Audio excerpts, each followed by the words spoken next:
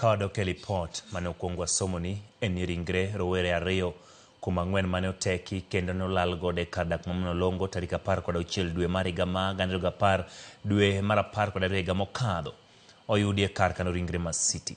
Familia mag jogo yango ringrego kendo lero ni gisemanyo anyuola gigo kuom thuolo mar dwe achiel.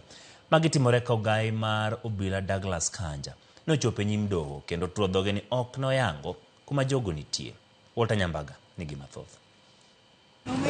Report imetoka jana kwamba tukuje tuangalie mwili, lakini ushagu ishatoka, fingerprints imechukuliwa. E kar kano ringre ma City muchariebo maduong' ma Nairobi, familia mar Martin Mwau e kod nyawadgi Justus Mutuma ni kod lela wang' mojore e kendo mopoto mana gi kuyo lilo. Ka gibiro mondo giyangre ringre mar Mwau e kod Mutuma moketo menyo margi koro chope giko, to mana gi lit malita. Mwili ilipatikana tarehe 18 Desemba.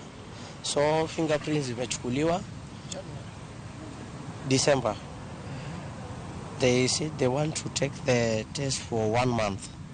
So fingerprints imetoka jana, wakasema hii mwili kwa opposite mortuary ni Justus. Werego ne oteki kendo lalgo tarik 16 dwe mar 12 higa mokalo kane gin e wi apiko e boma mamolo longo machiegni kod Kitengela ka penjo mathoth to en ni nondo ma ondiki kar kano ringre nyiso ni Mwau ne okwany ka onegi e ka Mutuma to ne oyud kotho e pi. Nondo bende lero ni Muswimi ne okwany ringre tarik 18 kar dak mar Wai, ka Mwau to ne okwany tarik 19 kar dak ma Molem ma e kata odoko ni ne gilal odiochieng' achiel. Na watu walikuwa pamoja wote watatu.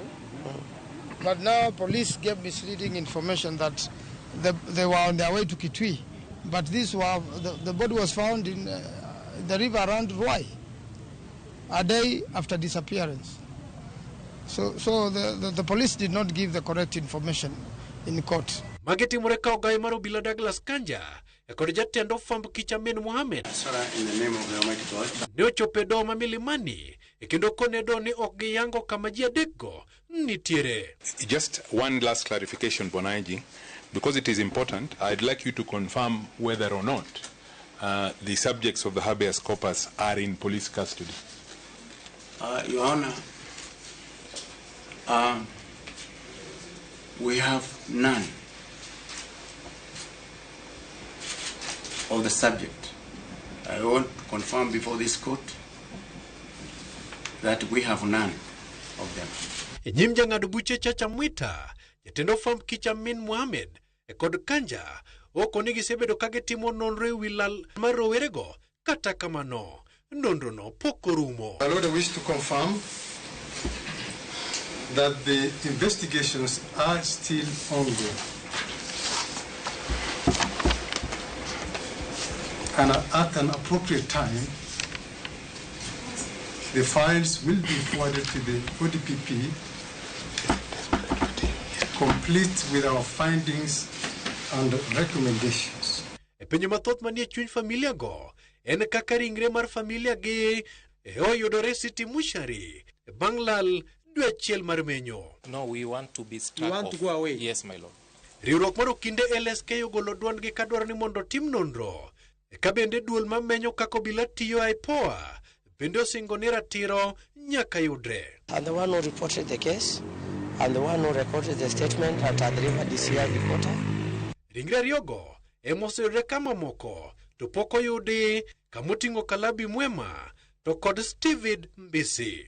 The fact that the Inspector General of Police and also the Director of the DCI can come to court and tell the court they have no idea, yet this was being done and fingerprints were taken, identified yesterday, it either means that they are not talking to each other or they do not have control of their different agencies within the National Police Service, or they're lying to the people of Kenya. Walter Nyambaga, Ramogi TV. Kawere gi lipot motenore kod mano migawo mar somo yango ni giseketo ikruok makare motenore chakruok mar senior secondary e bwo